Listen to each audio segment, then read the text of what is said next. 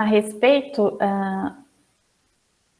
dessa cultura, eu gosto de indicar, além do manual de fitopatologia, que vocês estão acostumados, existe esse bom livro aqui da Embrapa, e além dele, eu indico 2 sites de 2 organizações. Os grandes países produtores de banana são principalmente países aqui situados na Ásia. Então a gente vê a Índia aqui, ó, quanto maior o círculo em verde, maior a produção, conforme a gente pode ver aqui, ó, em toneladas por ano, de um levantamento em 2015. Então a gente vê que a Índia realmente é um grande produtor, seguido aqui da China também, né, e da Indonésia. E o Brasil, ele figura aqui, então, entre os grandes países produtores de banana, né? Um consumo maior aqui nos países europeus, né? Tudo aqui. Os Estados Unidos é um grande consumidor da fruta, né? Da banana. Uma fonte de alimento muito rica e muito barata, né?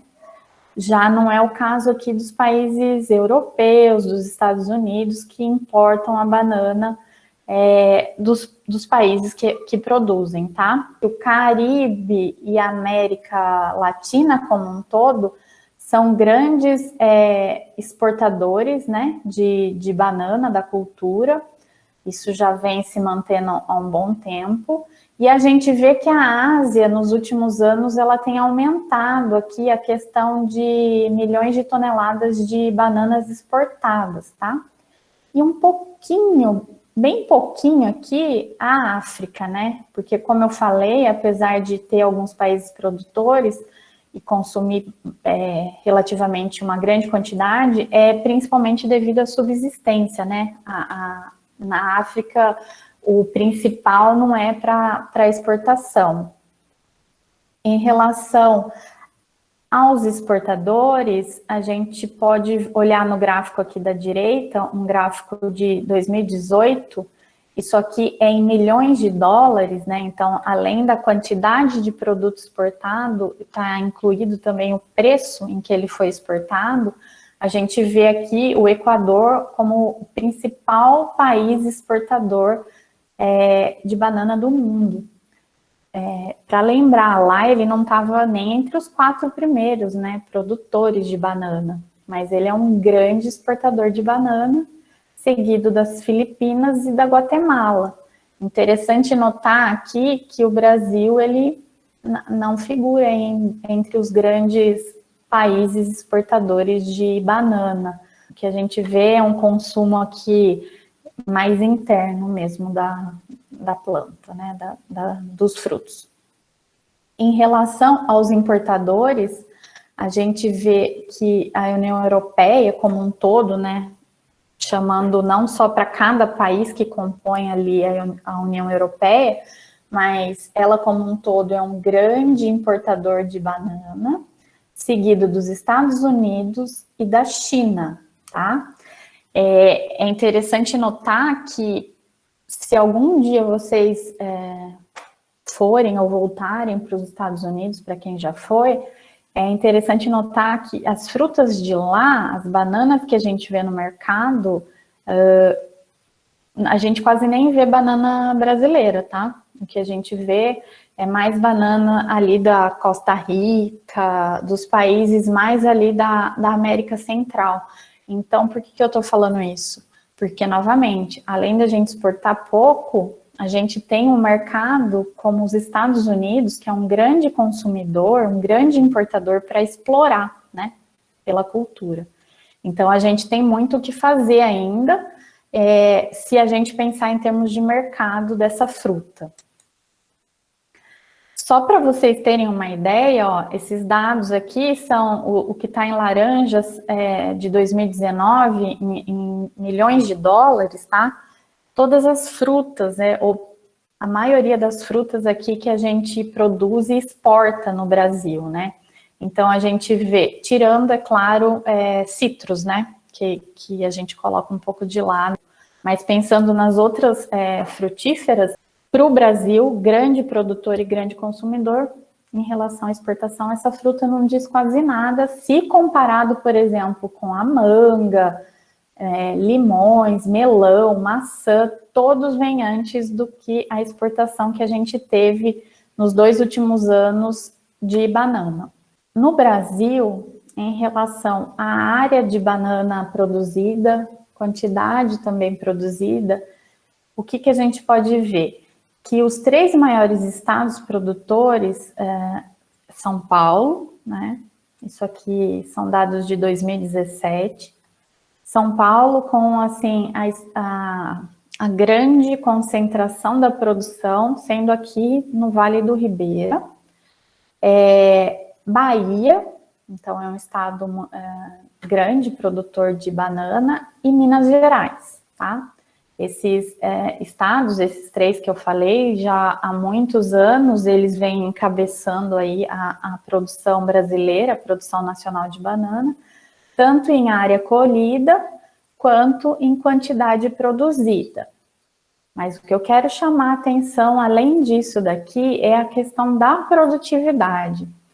Se a gente olhar, veja, o estado de São Paulo, ele tem uma produtividade de mais ou menos 22 toneladas de banana por hectare.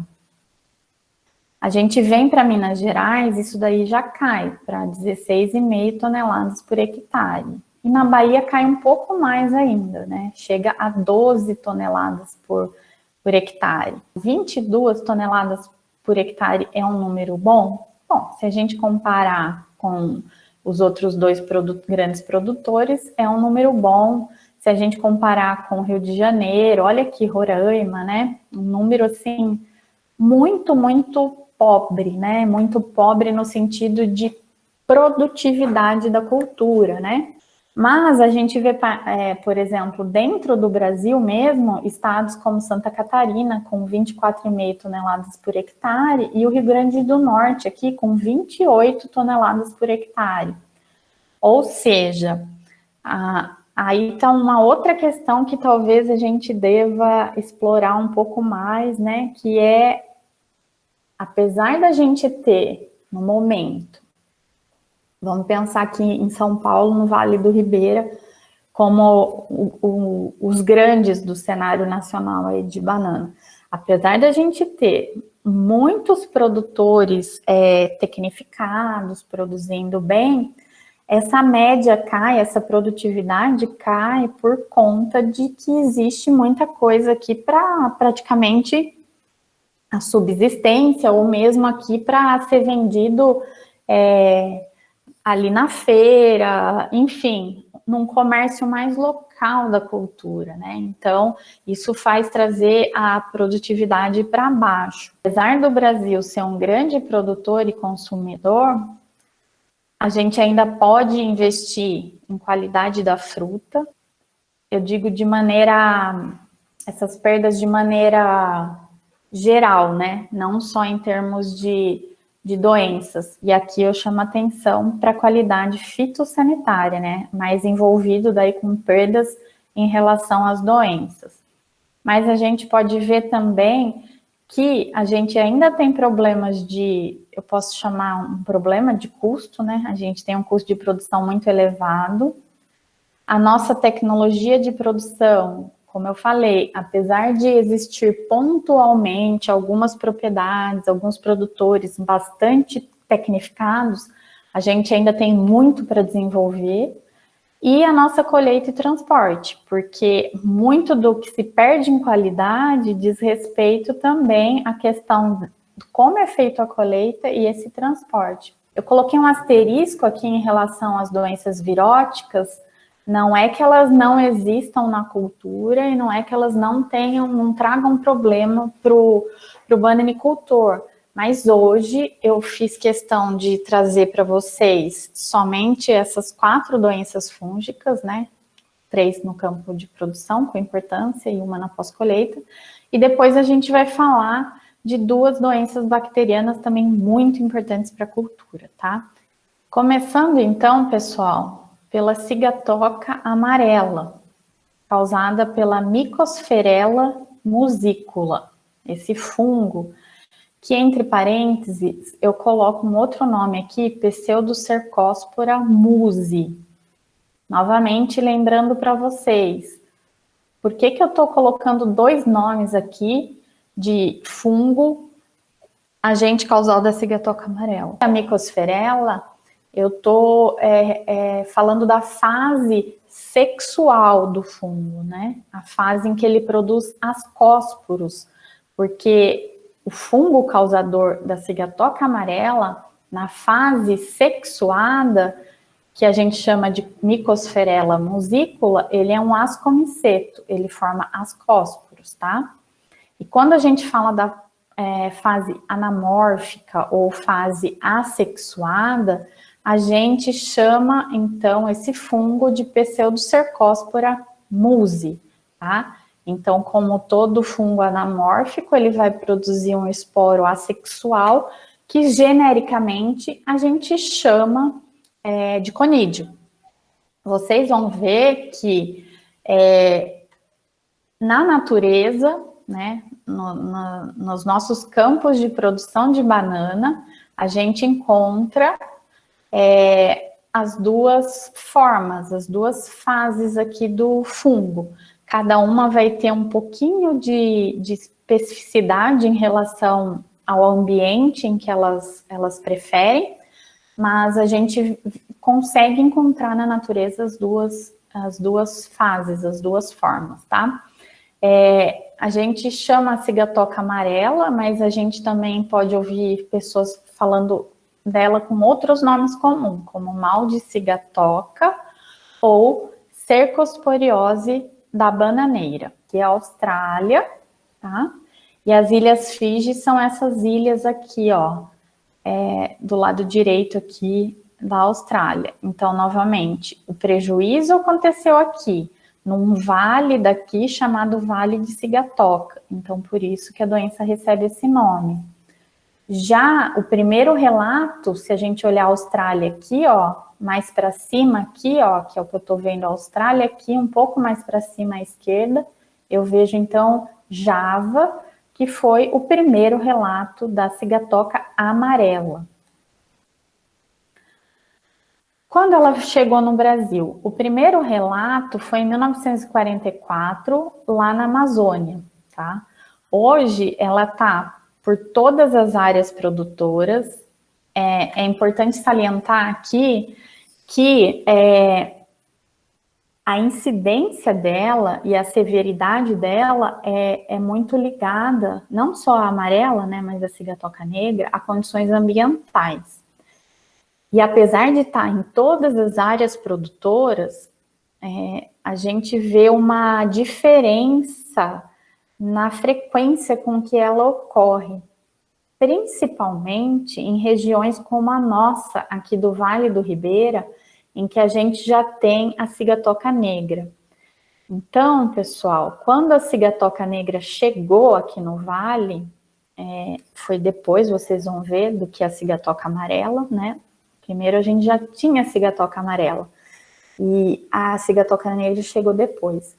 E aqui no Vale do Ribeira, assim, em outros locais onde a cigatoca negra chegou, e chegou posteriormente, que a cigatoca amarela é mais antiga, conhecida, né, do bananicultor, mesmo nos locais onde eu tinha a cigatoca amarela, a cigatoca negra, ela se sobrepõe à cigatoca amarela. Então, eu começo a ver, eu começo a enxergar maior incidência de cigatoca negra, tá?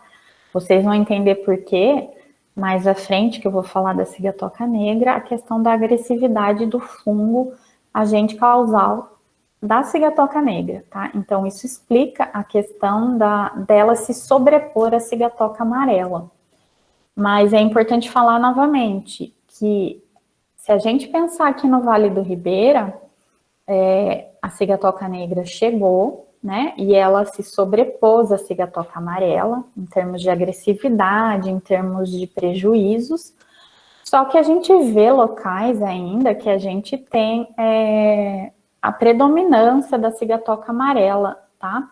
Então, tem locais que as pessoas falam, principalmente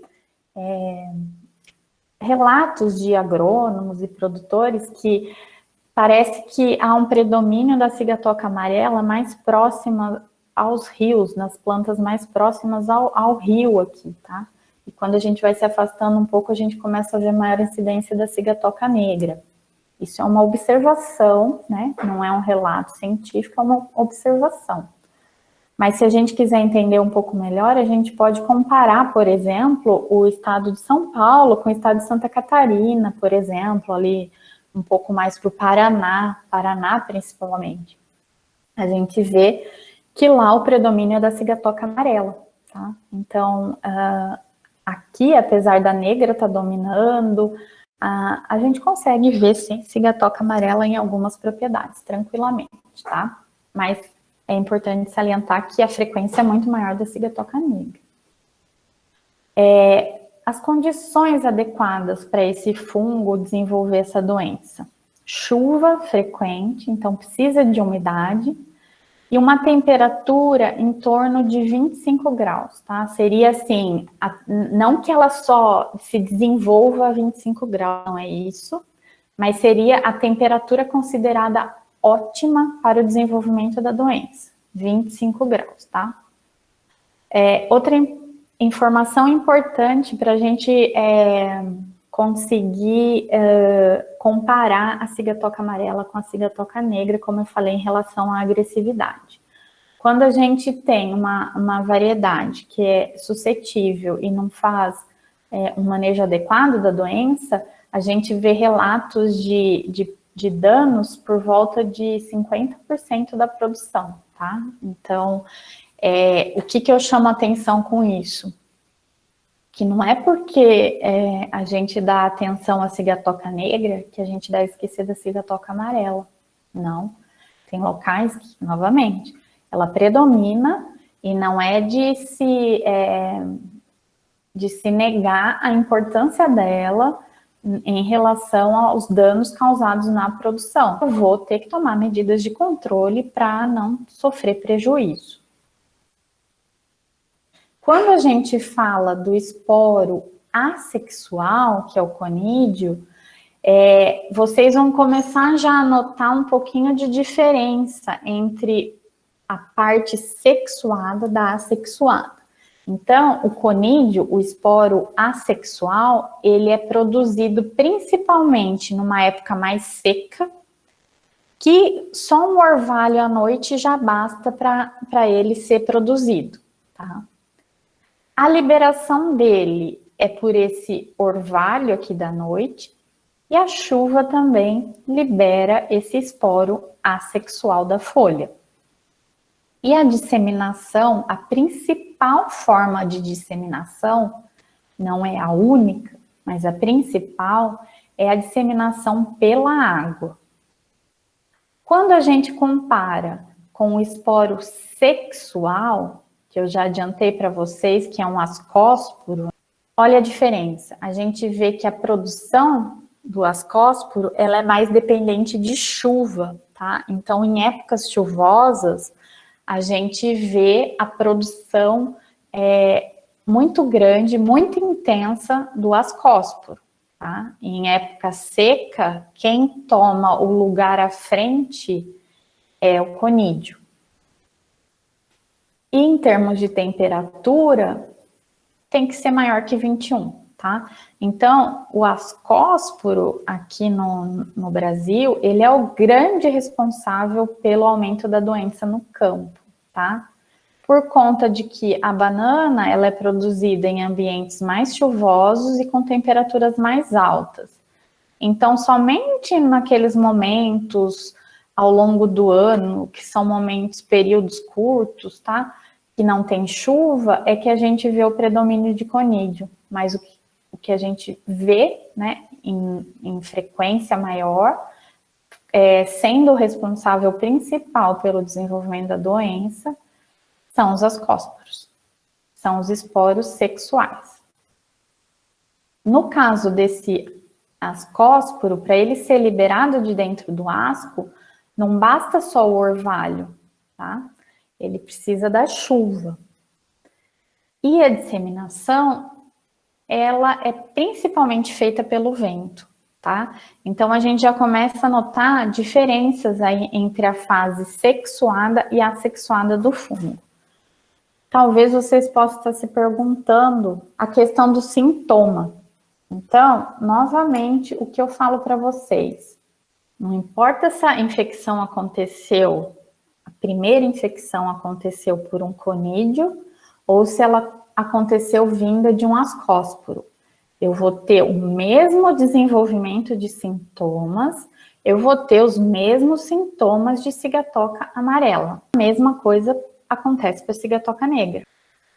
Em relação às folhas suscetíveis, novamente, pensando também na cigatoca amarela, mas levando também para a cigatoca negra. Para quem não está acostumado com a cultura, com a planta da banana, a folha aqui não desenrolou ainda, que está ereta, bem no meio da planta, a gente chama de folha vela, tá? Então, é a folha mais novinha que ainda não se desenrolou e está lá no centro. Essa é a folha que seria a folha 0, que a gente chama de folha vela. A partir da vela, a folha que já está desenrolada e que é a mais nova e que está mais próxima da vela, a gente chama de folha número 1. A que está na frente, a gente chama de número 2.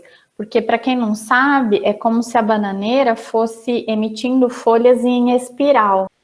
A vela, sem sombra de dúvida, essa folha novinha que nem desenrolou, ela é a mais suscetível à infecção por cigatoca amarela e por cigatoca negra também, tá? Seguida da folha 1, a 2 e a 3. Então, às vezes a gente pode encontrar até infecção na 4, tá? Infecção, entenda, infecções novas, né, que acabaram de acontecer. Mas as mais afetadas, as mais com maior suscetibilidade são nessa ordem. A vela é a mais suscetível de todas. Aí vem a folha 1, a folha 2 e a folha 3. Então, quando ela era folha 1, ela foi infectada porque ela era muito suscetível. Mas hoje eu vou lá para o campo, depois de um mês, pensando que a bananeira emite uma folha por semana, eu vou depois de um mês lá, e essa que foi infectada como folha 1, há um mês atrás, agora ela está aqui embaixo, a folha 5. Então, eu estou vendo sintoma nela, mas o sintoma já é mais velho. Seguindo isso, a gente já imagina que o bananicultor, a preocupação, assim, enorme dele em relação a essas folhas aqui de cima, ó, essas folhas mais novas. É aqui que vai estar a preocupação dele em proteger, tá? Por isso que já tô indo lá para o controle, já tô fazendo vocês pensarem. Por isso que a aviação, a aplicação aérea, ela é tão importante, porque ela é eficiente. À medida que o avião está passando aqui por cima, a chance, a probabilidade de fazer uma aplicação melhor e cobertura melhor nessas folhas aqui de cima, ela é maior. Então, eu não estou entrando no mérito ambiental, não. Eu estou falando que a eficiência da pulverização aérea, ela é muito alta por conta disso, porque o objetivo é proteger essas daqui. Porque essa folha 1, quando ela se tornar folha 5, se eu conseguir proteger ela quando ela era vela, quando ela era 1, quando ela se tornou a 2, quando ela se tornou a 3 e chegou na 5, quando ela chegar na 5, primeiro, ela não vai ser tão suscetível mais. Vamos imaginar que ela se contaminou na 3. Só que daí o desenvolvimento da lesão, ele vai ser, não é que ele vai ser mais lento, né? Ele não vai começar já quando ela era 1, vai começar quando ela era 3. Nisso já emitiu mais folhas aqui, tá? E de certa maneira, essas folhas estão compensando em termos de fotossíntese. Então, eu tenho que deixar minhas folhas, não vou dizer que 100% verdes, não é isso, né? Mas a gente tem que proteger pensando que as lesões, elas vão evoluir, quanto antes elas acontecerem, mais vão danificar a área verde dessa folha e mais vão interferir na questão da fotossíntese. E para quem não sabe, a fotossíntese é importantíssima para a banana, se a gente pensar e a preservação das áreas verdes. Porque a bananeira, uma vez que ela vai emitir o cacho, ela não produz mais folha, ela não emite mais folha. Então, a partir daquele momento de emissão do cacho, a planta vai precisar fazer esse fruto, esse cacho granar, né, que o pessoal fala, encher esse cacho, produzir fotoassimilado para encher essas frutas, para eu ter frutas pesadas, grandes e tudo mais. Se eu tiver uma área verde bem mantida durante todo o ciclo de desenvolvimento dessa planta, eu vou ter uma área verde eficiente em termos de produção de fotoassimilados. Então, a proteção da folha, enquanto ela está sendo emitida, é muito importante para esse momento em que eu vou ter emissão do cacho, eu não vou ter mais emissão de folhas, e essas folhas verdes aí, elas vão nutrir esse cacho para me produzir frutos bons, tá? O pessoal fala um número mágico, que o número mágico seriam 11 folhas, a gente tem que chegar ali na emissão do cacho, com que ela tenha 11 folhas muito boas para a gente começar a pensar em uma produção boa, tá? Então, se eu começar a ter muito dano, muita lesão, muita infecção, lá naquelas folhas iniciais, naquelas folhas mais novas, com certeza essas folhas, quando elas vão se tornando mais velhas, vai aumentando a lesão, vai aumentando a área que foi atingida pelos sintomas e eu vou ter produção menor. Tudo que eu falei aqui vale para a cigatoca negra. Aqui são lesões de cigatoca amarela, eu não vou dizer no início, mas pouco desenvolvidas, tá? A foto não tá boa, foi tirada daquele livro que eu indiquei para vocês, mas a gente começa a ver manchas escurecidas, tá? Um pouco alongadas, tá? Aqui eu já vejo a doença com um pouco mais de severidade, tá? Então, ó, eu começo a enxergar, por exemplo, uma área que já coalesceu, que já várias lesões se juntaram e se transformaram numa área maior. Aqui eu vejo o halo amarelo, e aqui eu vejo também, olha aqui, lesões que estão um pouco mais no início. Juntando a questão de a produção de esporos começar antes nos sintomas, e a questão desses sintomas serem em maior velocidade, esse número de lesões que vai aparecendo, eu tenho que a cigatoca negra, ela é mais agressiva do que a cigatoca amarela. Aqui, ó, é só chamando de perto o halo amarelo, que eu falei que pode acontecer. Daí, ó, a gente tem essas lesões mais alongadas, o centro é um pouquinho claro, tá? A gente vê um centro um pouquinho claro, mas eu chamo a atenção que as lesões são mais alongadas, elas não são um círculo perfeito. Aqui, né? Eu vejo lesões aqui mais individualizadas, mas eu vejo, olha aqui a borda, ó, eu consigo ver essas lesões, ó, que começaram a coalescer aqui e começaram a necrosar essa área, cigatoca amarela. Em relação aos sintomas, tudo que eu mostrei aqui, ou a maioria dos sintomas que eu mostrei aqui, a gente falou disso daqui, ó, mancha, né? Um halo amarelo, um centro um pouco mais claro e uma borda aqui mais escurecida. Só que, novamente, quando chegou aqui nessa fase, pessoal, inclusive, eu vejo se eu coloco uma lupa aqui, eu vejo uns pontinhos pretos que são a estrutura do fungo aqui. Então, se eu cheguei nessa fase, já está ocorrendo até produção de esporos por Sigatoka amarela. Então, significa que a infecção foi alguns dias atrás. E eu, como engenheiro agrônomo, ou eu como agricultor, eu não quero avistar o sintoma aqui, eu quero tomar providências o quanto antes, né?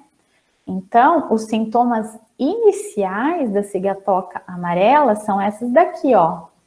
São esses tracinhos que parecem que a folha se descoloriu nesses pontos, tá? São tracinhos bem pequenos, que eu vejo principalmente na parte de cima da folha, para Sigatoka amarela. Guardem aí. Essa fase aqui ainda não está produzindo esporo, tá? Tá bem no início da infecção, do processo de colonização. Agora, quando eu estou falando de mancha, sim, é aqui que começa a grande produção de esporos na Sigatoka amarela.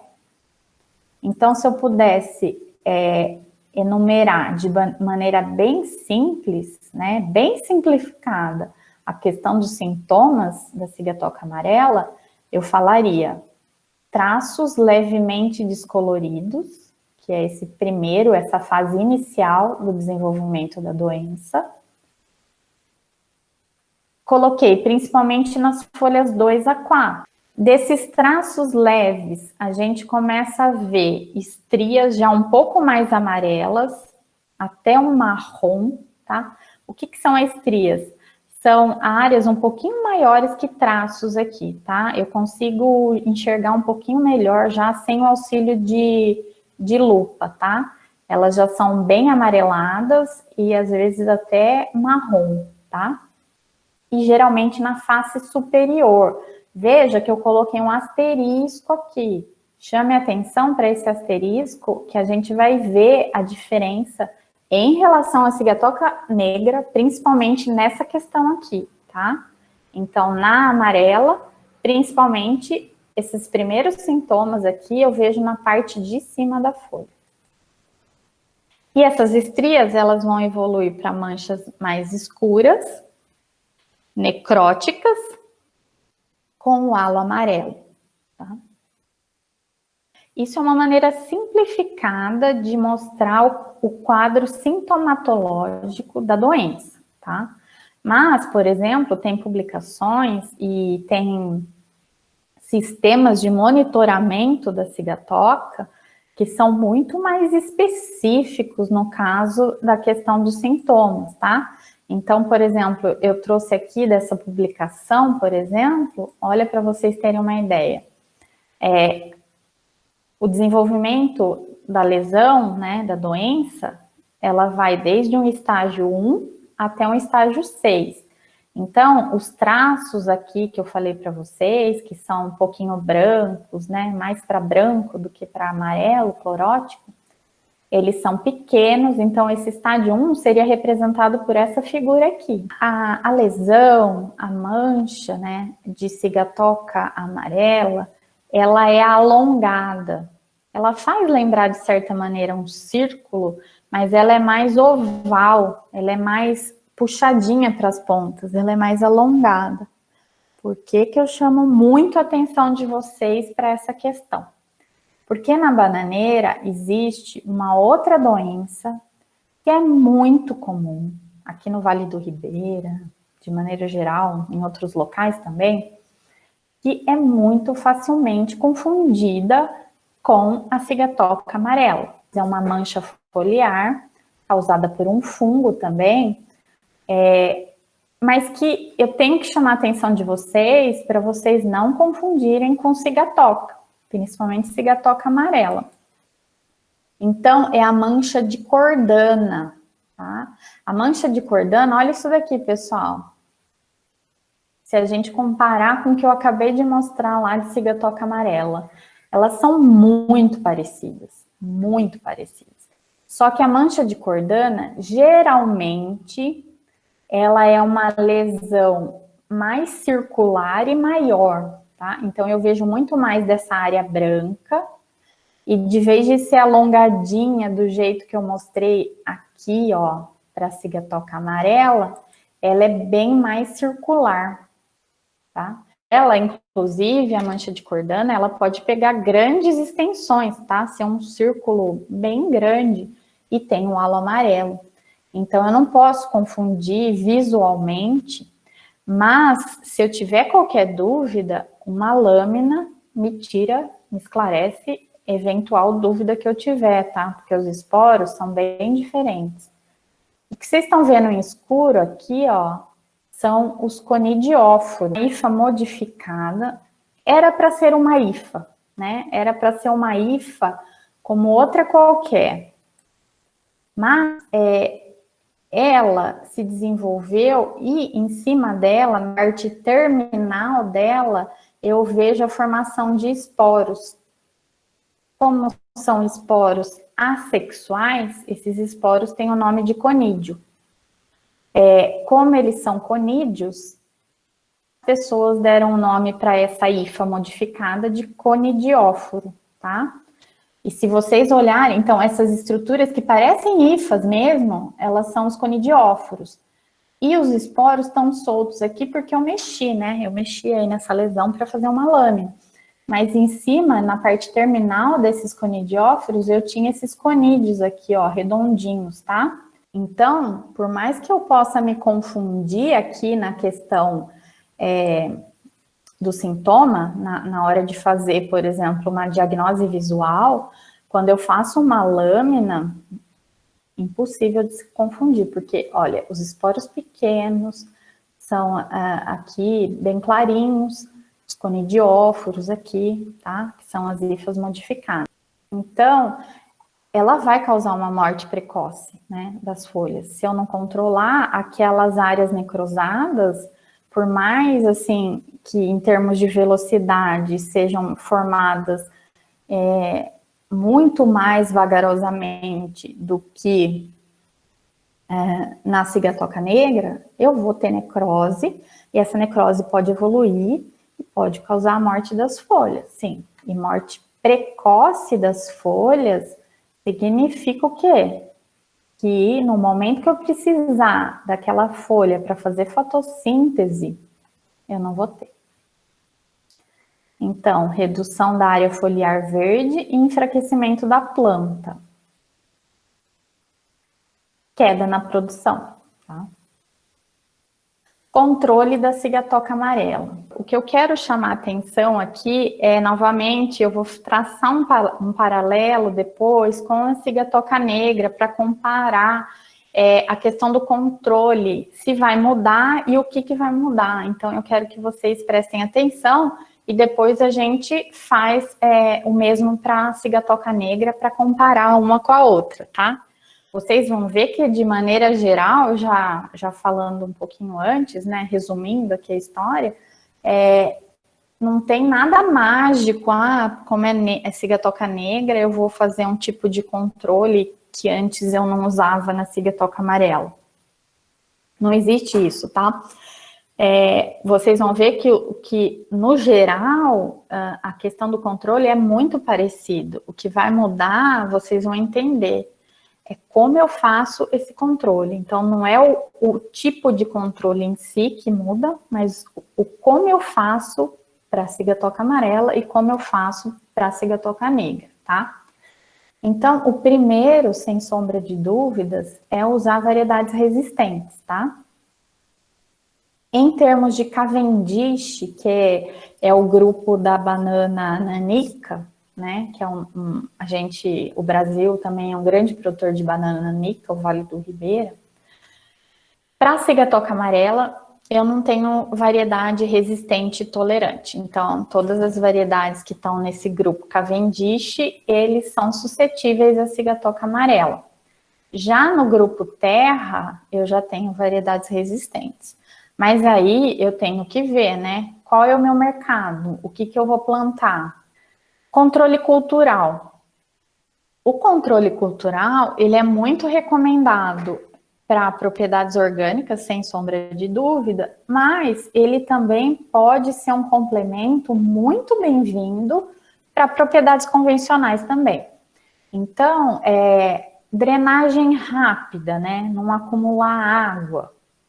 Combater daninhas, porque aquelas daninhas, elas podem servir também, inclusive, com um microclima muito bom ali para o fungo. Ó, eliminação criteriosa das folhas ou parte atacada. Um dos principais métodos culturais que vocês podem ver serem recomendados é o que a gente chama de cirurgia. O que é a cirurgia? Eu vou lá e vejo a minha folha. Bom, se ela tiver já num nível de ataque, uma severidade muito alta, não tem por que eu ficar com aquela folha sendo fonte de inóculo. Eu retiro aquela folha, né? Eu retiro ela da planta. Mas se pensar que ela tem uma severidade mediana, que ainda está no começo, eu posso cortar aquela parte que está mais atacada, que está com uma severidade maior. Então, eu não tiro a folha inteira. Eu só tiro aquela parte que está atacada, que está mostrando sintoma. Por que eu estou retirando? Para diminuir inóculo ali dentro, né? Lembrando que vento, chuva, tudo pode disseminar o patógeno. Mas a palavra mágica aqui é eliminação criteriosa. Lembrando, qualquer parte da folha que eu arranque, que eu tire da planta sem critério, eu estou tirando parte verde, né?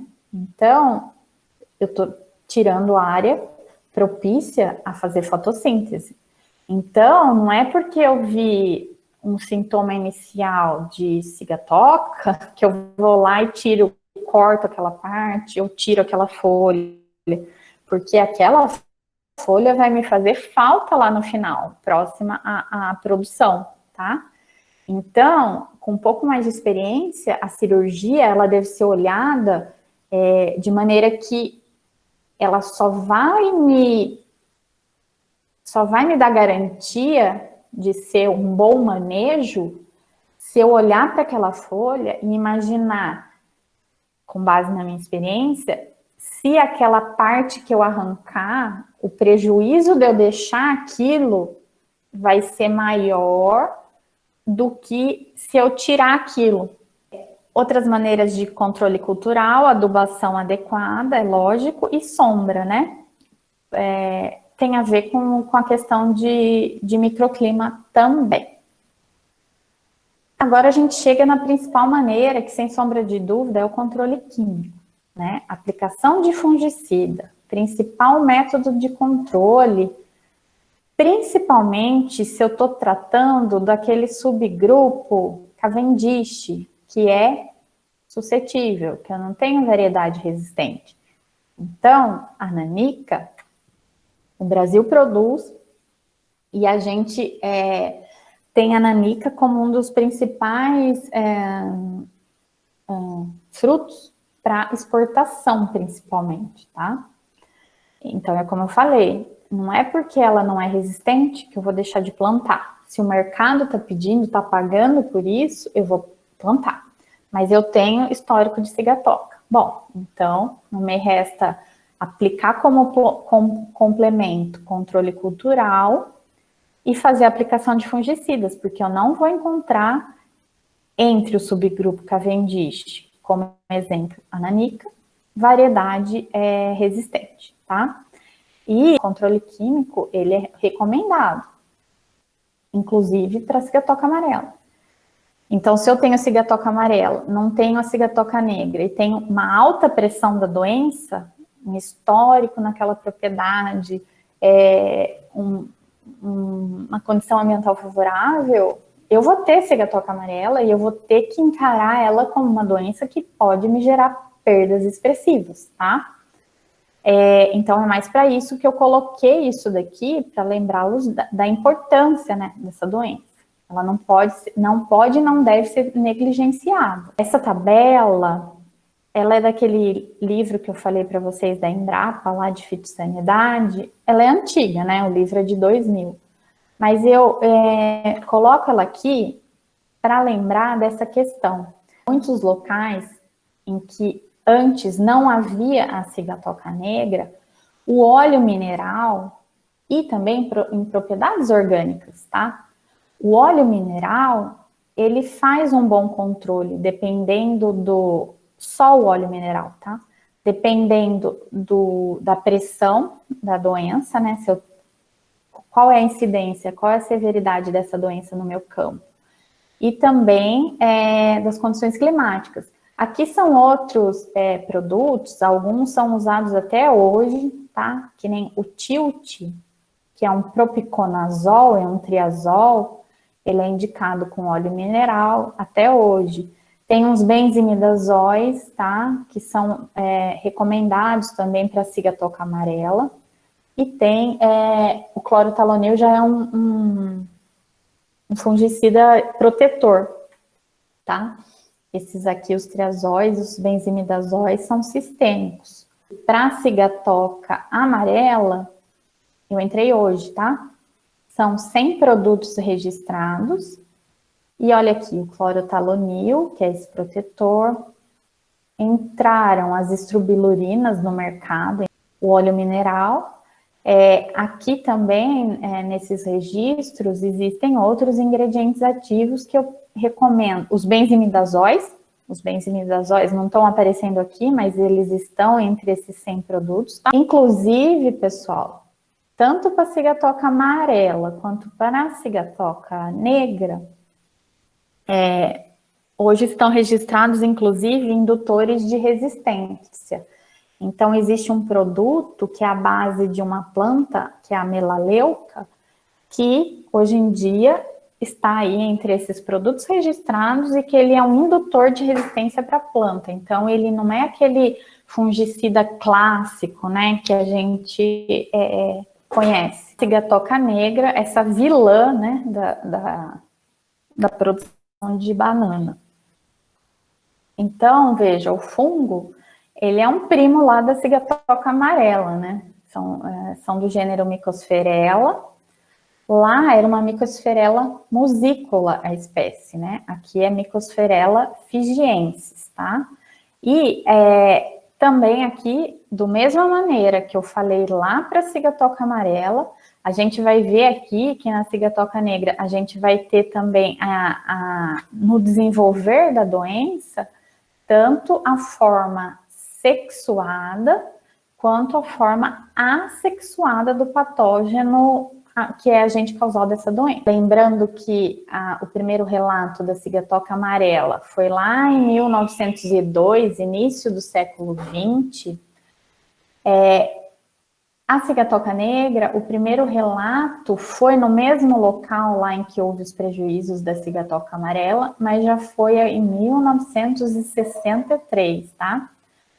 Alguns artigos, algumas reportagens daquela época, vocês podem encontrar chamando essa doença também de raia negra. Só para lembrar vocês, novamente, as Ilhas Fiji estão aqui, próximos à Austrália, tá? No distrito de Cigatoca, por isso que o nome cigatoca negra.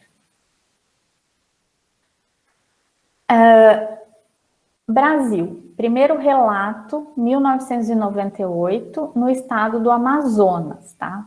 Hoje, pessoal, ela está em todos esses estados, tá? Inclusive em Minas Gerais e em São Paulo, lá em 2005, a gente teve os relatos, tá? Novamente, quando eu falei em cigatoca amarela, eu falei em danos, se eu não fizer um manejo, enfim, danos de aproximadamente 50%.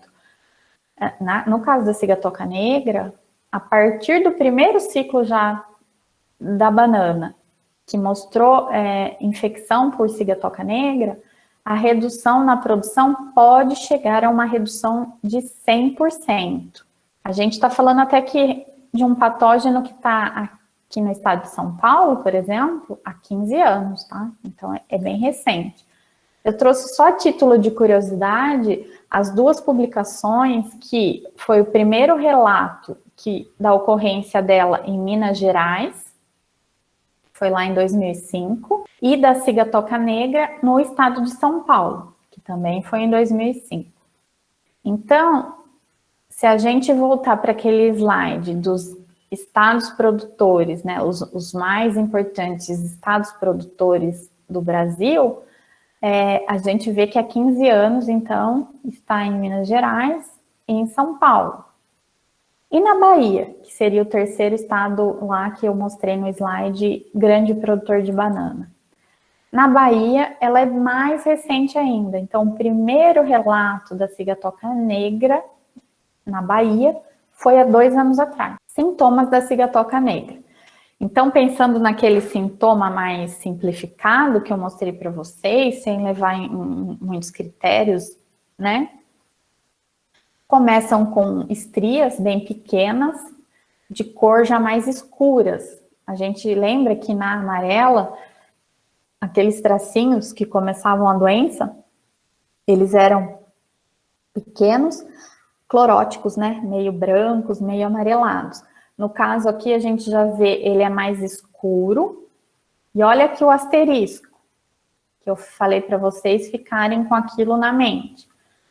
A gente, na cigatoca amarela, a gente falou dos primeiros sintomas na face superior da folha. Na cigatoca negra, a gente está falando na face inferior da folha. Então, esses tracinhos, essas estrias de cor marrom, eu vejo principalmente olhando a folha na parte de baixo. E o recomendado eu olho a folha e olho contra a luz, porque a luz passando aqui, ela vai fazer com que eu veja um pouquinho melhor, me dá um contraste melhor para eu enxergar essas estrias, tá? De marrom, elas vão passando para negras, e se vocês lembrarem, lá na cigatoca amarela, eu falei que o coalescimento dessas lesões, ele é bem mais precoce na cigatoca negra do que na cigatoca amarela. Por causa disso daqui, ó, alta frequência de infecção. A alta frequência de infecção, ela faz com que eu tenha muito mais lesões aparecendo, tá? Lá na cigatoca amarela, era mais lá para o final, pensando no desenvolvimento da lesão, dos sintomas. Era mais assim, eu começo a ver manchas se coalescendo, né? Quando o desenvolvimento da lesão já está maior. Aqui, nas fases mais iniciais, de estria ainda, eu começo a ver coalescência de lesão. Então, eu começo a ver a área necrosada, tá? Por que recebe o nome de cigatoca negra? Eu quero chamar a atenção que não é porque é cigatoca negra que eu não vou ver, de repente, um amarelecimento. A gente pode ver áreas amareladas, inclusive, em folhas que estão infectadas por cigatoca negra. A maioria das lesões de cigatoca negra, o que acontece? A lesão, ela, como eu falei, ela é tão alta a frequência de infecção, coalesce tão rápido, que não dá tempo de formar o halo amarelo, né? Então, é uma lesão formando rapidamente ao redor e próximo da outra, que a área coalesce e necrosa muito mais rapidamente do que a cigatoca amarela. Eu tenho que olhar toda a questão, olhar embaixo da folha, ver os tracinhos, as estrias mais escuras, tem tudo isso para eu ver também, tá? As áreas necróticas muito maiores, tá? Tudo isso. Então, aqui eu trouxe essas imagens que vão de A a F em relação ao desenvolvimento dos sintomas. Essas imagens, elas foram publicadas aqui nesse trabalho em 2010, mas a gente pode, assim, olhar para esse artigo aqui, que é brasileiro, e ele traduz muito bem os 6 estágios que estão sendo representados aqui, os 6 estágios de desenvolvimento das lesões causadas por cigatoca negra. Então, Começando pelo estágio 1, que lá na cigatoca amarela eu via traços, pequenas descolorações mais clarinhas, na parte de cima, aqui elas são mais escuras. Olha isso, pessoal. Elas não são isoladas. Eu já começo a ver uma do lado da outra. Elas evoluem aqui para uma coloração bem mais escura. Vocês estão enxergando o tanto de lesão que tem aqui? É isso o significado de alta frequência de infecção. Essas lesões elas já vão ficando maiores, bem mais escuras. A gente vai vendo aqui manchas. Estou enxergando áreas amareladas. Estou vendo manchas e áreas amareladas. Mas isso não significa que a cigatoca é amarela, tá? Porque, veja, as lesões, pessoal, elas já estão coalescendo, já estão se unindo, já estão tomando, mesmo aqui onde a gente tem as estrias pequenas, elas são em grande número. E se eu olho aqui, a área necrosada, ela vai ficando grande. E eu vejo, inclusive, as lesões menores aqui, tá? Então, negra por isso. Olha aqui, ó, numa folha como um todo. Mais sintomas para vocês verem, ó. Pergunto, que fotossíntese vai fazer uma folha dessa? Aonde não está necrosado, a gente vê a incidência, olha aqui, das manchas, dos sintomas da lesão, tá? Das lesões.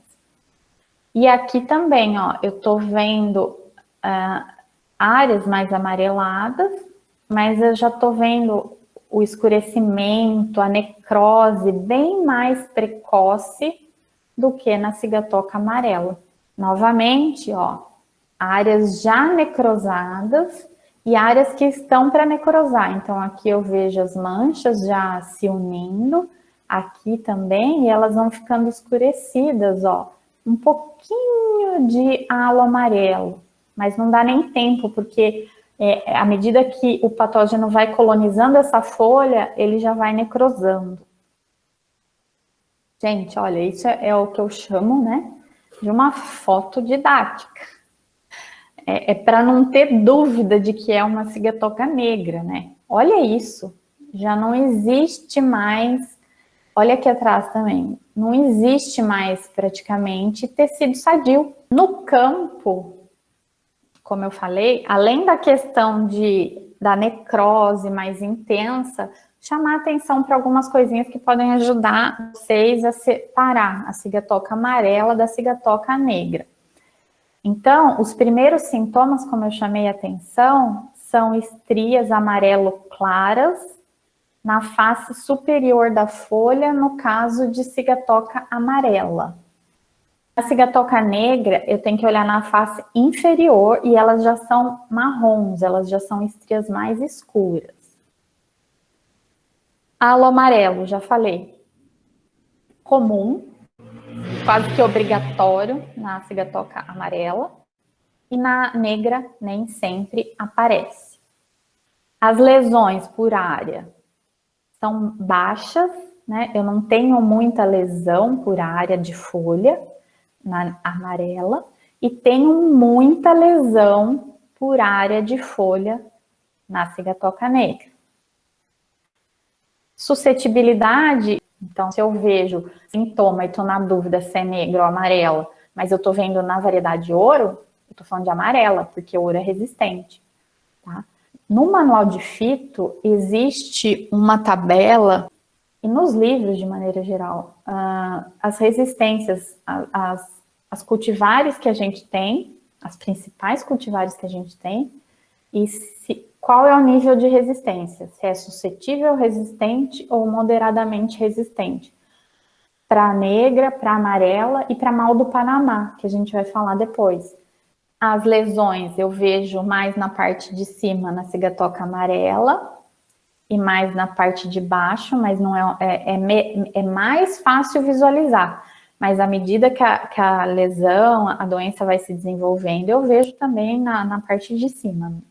Não é aonde está, tá? O início é superior na amarela e inferior na negra. O coalescimento das lesões normalmente ocorre nos estádios finais, lá quando eu tenho manchas maiores para a cigatoca amarela, e para a cigatoca negra, quando eu tenho fase de estria já, no início do desenvolvimento, eu já vejo coalescer, por isso que muitas vezes eu expliquei para vocês, o halo amarelo nem aparece. Eu não vou me alongar muito nessa tabela, mas o que eu quero falar para vocês é que se a gente falou aqui de um modo mais subjetivo, num primeiro momento parece ser mais subjetivo para vocês, mas eu quero deixar claro que na maioria das vezes, e para quem trabalha com a cultura, é muito tranquilo essa diagnose visual,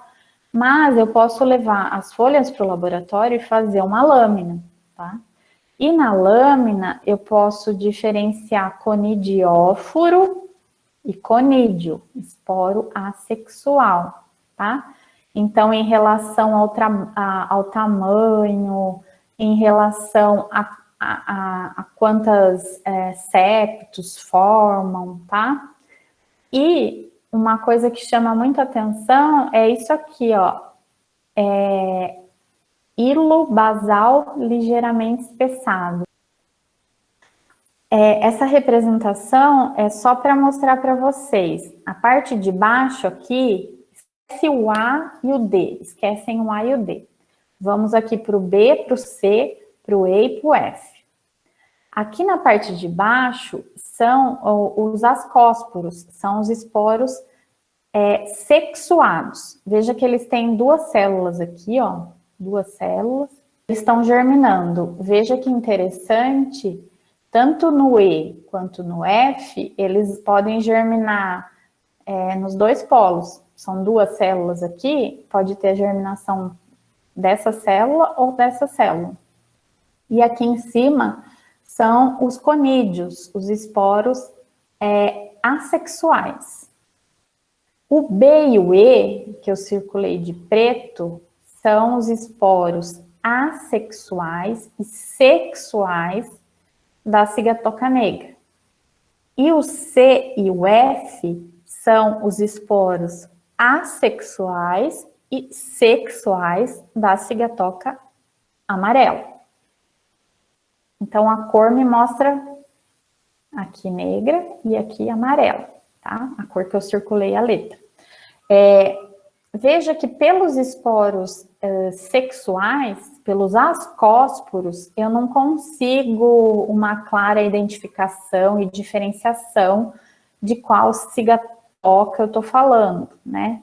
Mas, novamente, em relação ao tamanho, quantos septos, e principalmente isso daqui, ó, é o que eu falei para vocês, é aquela sutil diferença, que eu tenho que ser muito perspicaz ao microscópio óptico e tem que estar muito familiarizado. Aqui tá aquela que eu posso dizer que é uma cicatriz, olha aqui embaixo, ó, que o esporo, parece, esse esporo, ele é grande assim, comprido assim, parece até uma hifa, mas é um esporo, tá? E quando ele se soltou de lá de onde ele foi formado, daquela hifa modificada que recebeu o nome de conidióforo, ficou essa cicatriz aqui, que eu não tenho no esporo assexual da cigatoca amarela, tá? Olha isso daqui, ó, aqui era uma hifa, tá? E de repente essa hifa se modificou e formou um conidióforo aqui, essa hifa aqui mais arredondadinha. Em cima desse conidióforo são formados os conídeos, que são esses aqui. E aqui, ó, eu vejo essa cicatrização que é da onde esse esporo alongado estava grudado nesse conidióforo, que é uma hifa modificada, tá? Se eu olho na planta, na folha da bananeira, olha isso daqui, ó. Essas estruturas alongadas e mais clarinhas são os conídeos, são os esporos assexuais. E ele forma, em cima dessa estrutura que parece uma... Olha lá, hein? Assim, licença poética, entre aspas, aspas, aspas. Dessa peruca aqui, ó, que na verdade são vários desses conidióforos aqui que se formaram dentro da folha, ó. Então, essa parte aqui está grudada dentro da folha. É uma reunião, uma junção de vários conidióforos. Aqui eu vejo no esquema, ó. E em cima deles ainda vejo alguns esporos aqui alongados, acoplados. Quando esses esporos saem, essa região que estava grudadinha aqui, ela fica uma cicatriz, um espessamento aqui. E daí eu sei que eu estou falando do esporo da cigatoca negra e não o da cigatoca amarela. Olha aqui, então, fazendo aquela mesma representação que eu falei para a amarela, né? Então, o conídeo, pessoal, da cigatoca negra, onde tem asterisco, significa que é diferente da cigatoca amarela. Então, ele é na face inferior da folha e já é formado nas fases mais novas, nas fases de estrias e manchas novas, o que eu não vejo na amarela. Então, produção precoce de esporos é uma das coisas que faz com que a cigatoca negra seja mais rápida, mais agressiva que a cigatoca amarela. E o ascósporo, que é mais importante no aumento da doença e produzido em grande número, e ele é formado principalmente nas lesões mais velhas, tá?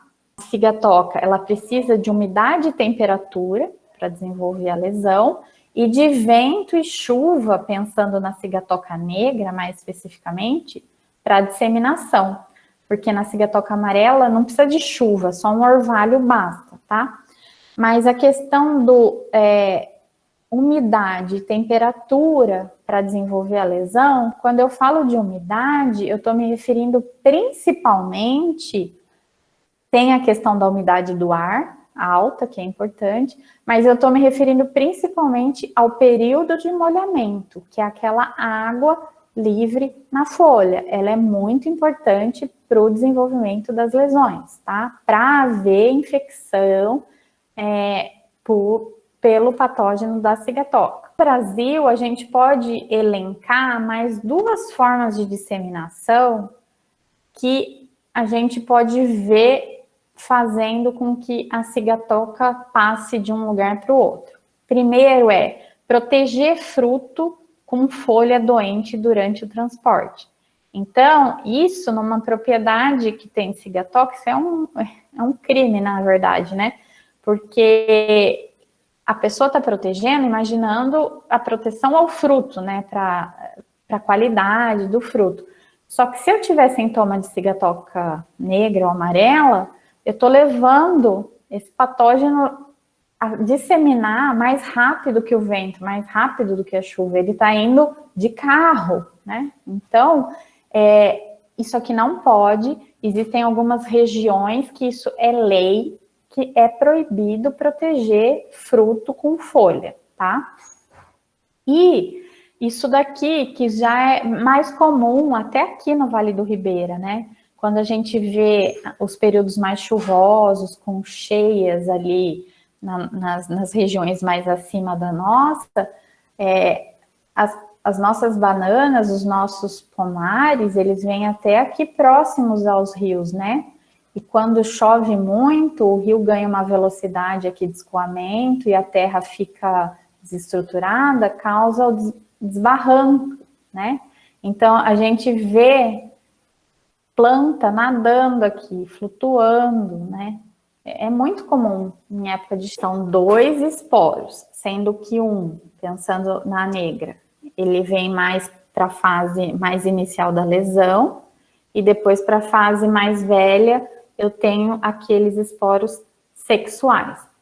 Mas, novamente, eu tenho uma planta sadia, e pelo vento ou pela água caiu. Olha aqui, um ascósporo, que é o esporo sexual, e caiu um conídeo, que é o esporo assexual, caiu na folha. O ascósporo e o conídeo, eles vão germinar nas condições favoráveis e vão penetrar via estômato na folha da bananeira. Penetrando via estômato, encontrando condições adequadas, eles vão colonizar a folha e vão formar os sintomas. Nessas manchas, que são o final ali do sintoma, a gente vê a formação dessas estruturas que vocês viram comigo ali na microscopia óptica.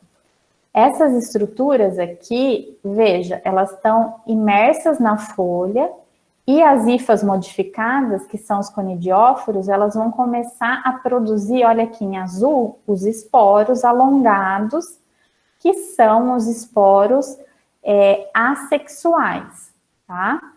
Mas se tiver chuva, principalmente, esses esporos, ao invés de se produzirem por reprodução assexuada, vai formar uma estrutura especial por reprodução sexuada de duas hifas, vai formar essa estrutura chamada peritécio, que dentro estão os ascos, e isso daqui são os esporos sexuais formados, tá?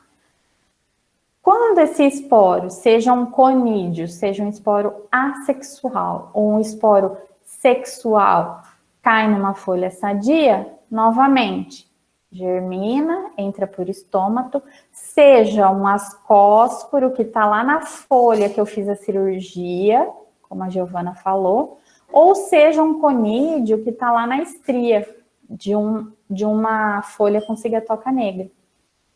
Moral da história, os dois vão ser produzidos em fases diferentes de desenvolvimento das lesões e em fases diferentes também de condições climáticas. Se eu tenho um período mais seco, eu vou produzir mais conídeo. Se eu tenho um período mais chuvoso, eu produzo mais ascósporo. Independente se é um ascósporo ou se é um conídeo, eu vejo os sintomas ou de cigatoca negra ou de cigatoca amarela. Não importa que tipo de esporo causou a infecção.